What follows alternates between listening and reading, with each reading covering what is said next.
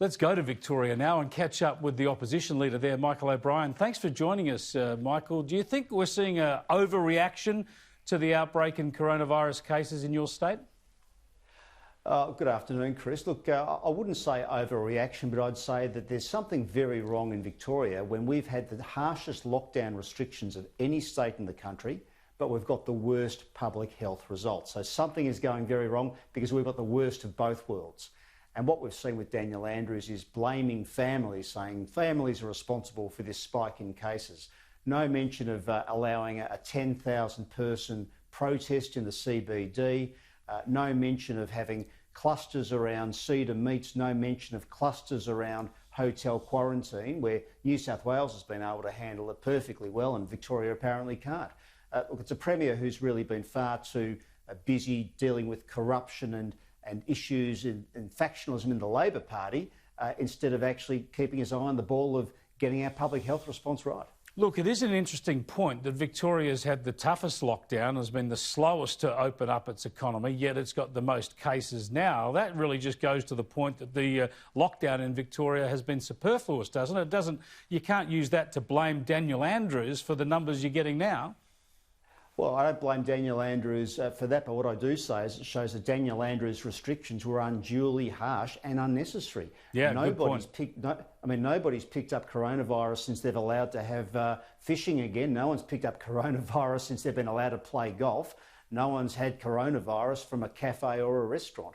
What it shows you that Daniel Andrews' restrictions have been focused on the wrong areas, and he hasn't been doing enough to crack down on the clusters quickly enough when they arise, and that's why we are where we are today. Yeah, there's no doubt about that, and certainly that abattoir cluster was a problem, and you now got more to get on top of. This is the new reality, though, isn't it? This is what we have to get used to. We're not going to get rid of the virus. We want to open up our economy. We're going to get numbers, and they're still remarkably low in Australia. We just need to make sure we get onto these outbreaks as soon as they occur, isolate them, and make sure they don't get out of control. 100% right, Chris. That is exactly the way we need to deal with it. We can't afford to go back to lockdown. We're going to lose more lives through mental health issues and suicide if we stay locked down, if we keep people out of work. Now, Victoria lost more jobs than any state in the country last month. So there's a serious economic consequence to the lockdown. My position is we need to focus on tackling those outbreaks as soon as they happen. Now, today you saw Victorians responding to the concerns, lining up to get tested. Well, a 4-hour wait for testing, only to then be turned away because the testing centres closed early, that tells you that this government just wasn't prepared. I think it's been a bit rich for Daniel Andrews to blame Victorians or blame Victorian families. I think we've done a pretty good job of responding. We've obeyed the rules. The protesters didn't, but everyone else has. And we're now trying to get ourselves tested, and Daniel Andrews simply isn't providing the resources to be able to get tested in a reasonable time. So I think the Premier, a little bit less pointing the finger at Victorians, a little bit more time maybe looking in the mirror.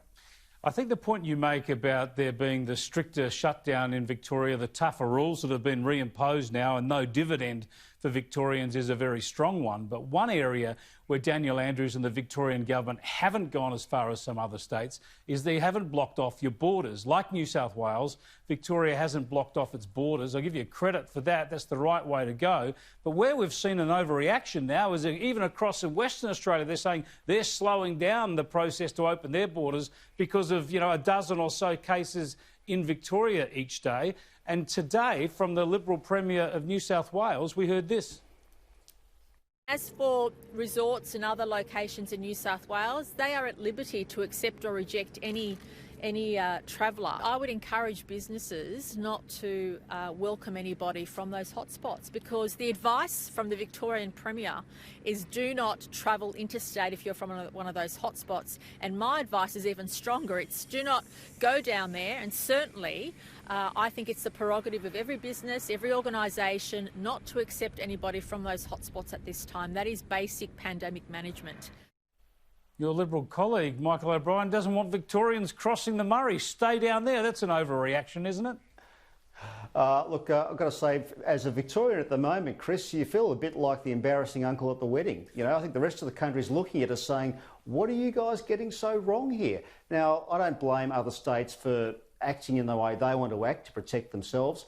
what I'd say is the best way to make sure that Victorians can once again rejoin the country as full citizens and able to travel across borders would be for Andrews to get the coronavirus numbers down here. To do that, he needs to act quickly on the outbreaks, which he hasn't done. He needs to do more to get people tested, which he hasn't done so. And the third thing he should do, and I put this to the press today, I said, in New South Wales, you've had the ADF, you've had the Australian Defence Force helping out to secure quarantine hotels. In Victoria, they've relied on private security guards, and they have been part of spreading the coronavirus.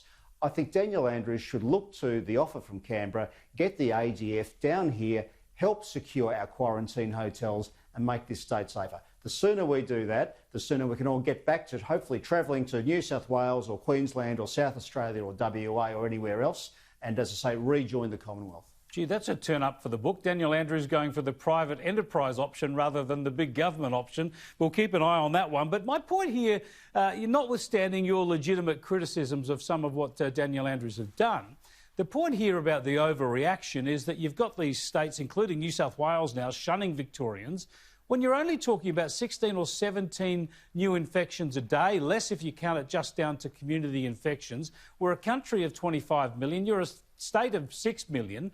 I mean, these are brilliant numbers worldwide. And if we're going to start blocking borders based on numbers like this, we're never going to get this country opened up again. We ought to be able to put up with numbers like this, keep control of the situation, open up our borders and try and get people's livelihoods back on track.